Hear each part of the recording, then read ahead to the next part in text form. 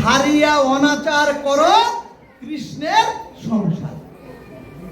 কিন্তু আমরা অনেকেই ভাবি সন্ন্যাস নেব নাকি গৃহে থেকে ভজন করব। অর্থাৎ সুধীজন, গৃহে থেকে কি রোগ শোক জরাবেধির অভিশাপ এমনকি মৃত্যুর মধ্যেও কি এই ভজন করা যায়, এই সাধন করা যায়?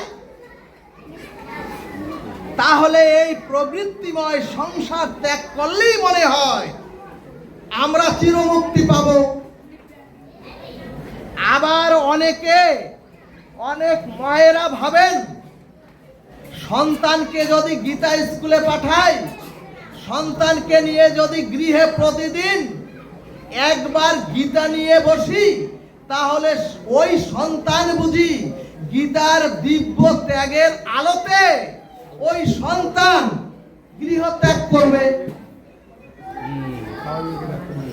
কিন্তু গীতায় তো ভগবান, কিন্তু সুধীজন, গীতায় তো ভগবান সংসার ত্যাগের কথা কোথাও লেখেননি। আর যদি বলতেন, আর যদি ভগবান লিখতেন, তাহলে অর্জুনকে,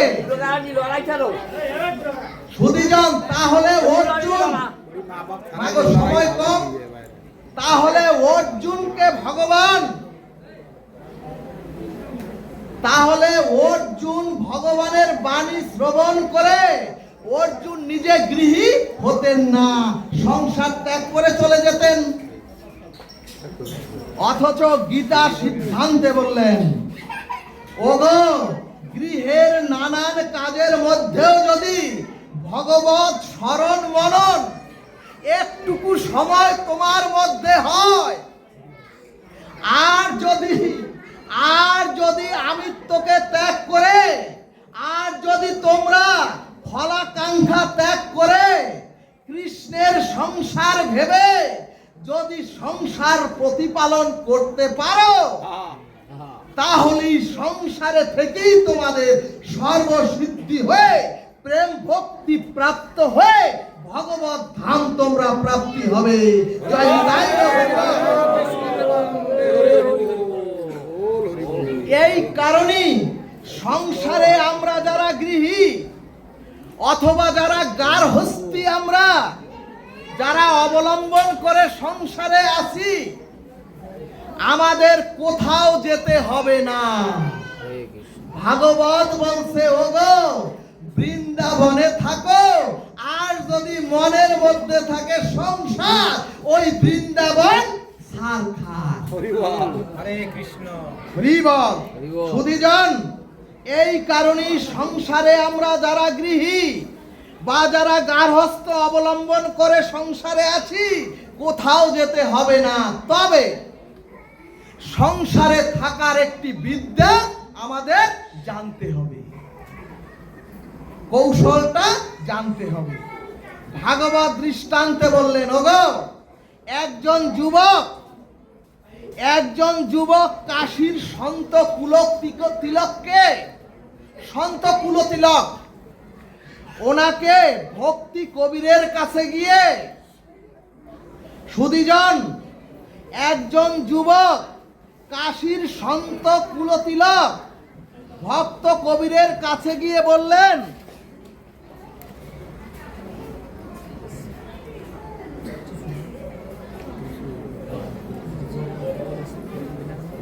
সন্ত কুলতিলক গিয়ে বললেন, হে সন্ত শিরোমণি, সংসারে থেকেও কি ভগবত ভজন প্রেম ভক্তি পেয়ে চিরকল্যাণ চিরমুক্তির কোন পন্থা আছে? তখন সন্ত কবির সেই আগন্তুক যুবককে অনেকক্ষণ তার সম্মুখে বসিয়ে রেখে বিরক্ত সৃষ্টি করে সন্ত কবির তার স্ত্রীকে বললেন, গৃহে থাকা স্ত্রীকে বললেন, সন্ত কবির, ওগো, তুমি খুব দ্রুত রান্না করে এই অতিথিকে প্রসাদ সেবা করার ব্যবস্থা করো। সুধীজন, তখন ওই পতির এক আদেশই রন্ধন ক্রিয়া সম্পন্ন করে প্রসাদ দিলে, রন্ধন ক্রিয়া সম্পন্ন করে থালায় প্রসাদ দিলে, সেই প্রসাদ গ্রহণ করতে গিয়ে আগন্তুক যুবক দেখেন ভাতগুলি একেবারে শক্ত, চালের উপরে একটু যা হয়, ভাতগুলি একেবারে শক্ত। আগন্তুক যুবক দেখেন মাতাজি শাক রন্ধন করে এনেছেন, সেই শাকে কোনো লবণ হয়নি। এরপরে দেখলেন যেই মুখে শাক দিয়েছেন ভাত চিবোতে পারেন না, ওই মুখ থেকে থুথু করে ভাতগুলি ফেলে দিচ্ছেন। এরপরে যেই শাক দিয়েছেন শাকগুলি থুথু করে খেতে পারছেন না, থুথু করে ফেলে দিয়েছেন। অন্যদিকে ওই সন্ত কবি একই ভাত, একই প্রসাদ, একই শাক, ওই ভাত আর শাক দিয়ে উনি নির্বিঘ্নে প্রসাদ গ্রহণ করিতেছেন। সুধীজন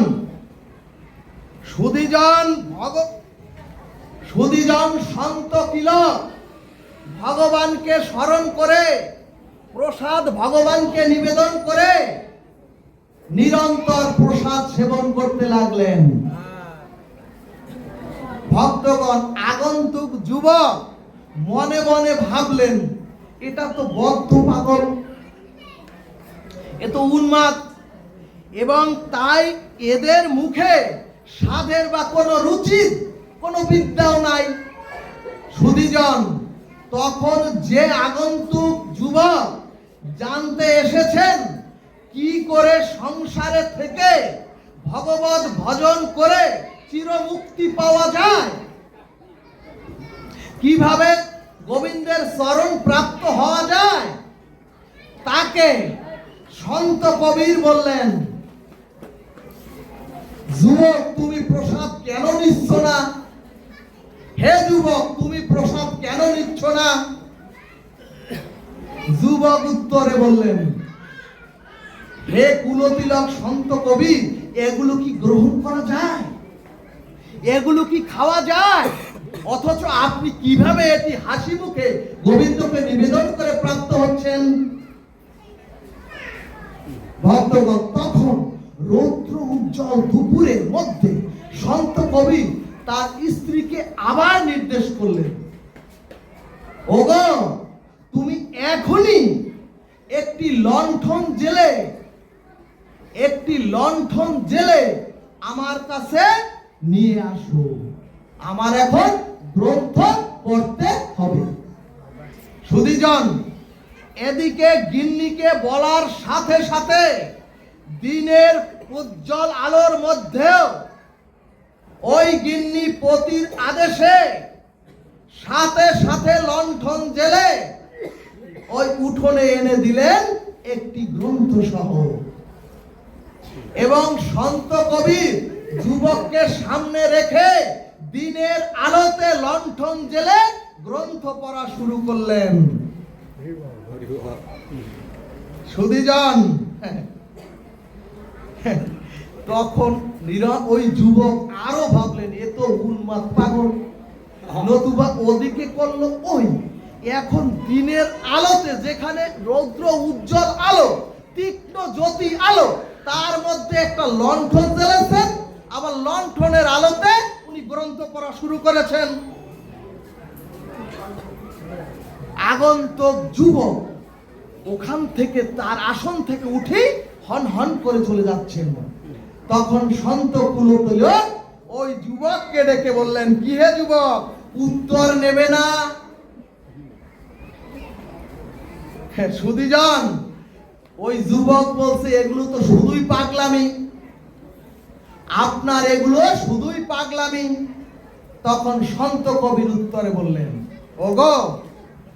ওগো সংসারে থেকে যদি ভজন করে, ওগো সংসারের এই কুরুক্ষেত্রের মধ্যে যদি থেকে ভজন করে ভগবত চরণ আশ্রয় করে যদি শান্তি প্রাপ্ত হতে চাও, যদি তোমরাও চির শান্তি পেতে চাও,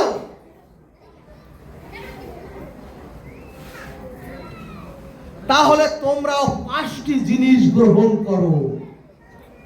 প্রথম হলো, ঘরের ঘরণী যদি কখনো কোনো কাজে ভুল করেন, ওগো ঘরের ঘরণী যদি কখনো, হে পুরুষ তোমরা শোনো, তোমাদের গৃহলক্ষ্মী যদি কখনো কোনো শাকে কোনো ডালে লবণ দিতে যদি ভুলও করে বসেন, তখন যদি আপনি প্রীতির ক্ষমার দৃষ্টিতে কটু কথা না বলে যদি সেটা হাসি মুখে আপনি আমি গ্রহণ করতে পারি, তাহলেই জানবেন আপনার আমার সংসারে থাকলেও আপনি আমি চির শান্তি প্রাপ্ত হব। জয় নিতাই গৌর হরিবল।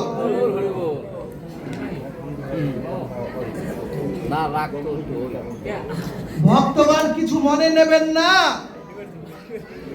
চায়ে একটু বেশি চিনি অথবা একটু কম হলেই, অথবা তরকারি যদি মনের মতো আমাদের না হয়, তাহলে তো আমরা সংসারের মধ্যে ওই রাবণের লঙ্কা কাণ্ড বাঁধিয়ে দেই।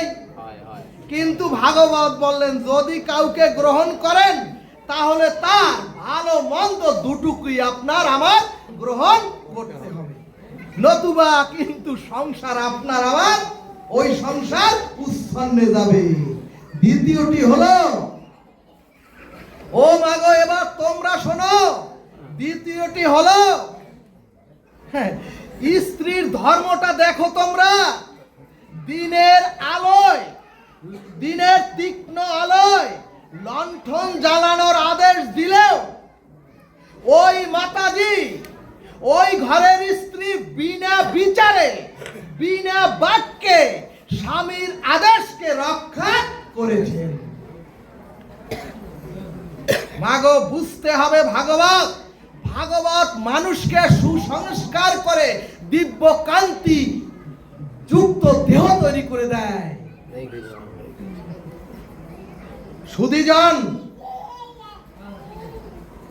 সুধীজন স্বামীর আদেশকে রক্ষা করেছেন।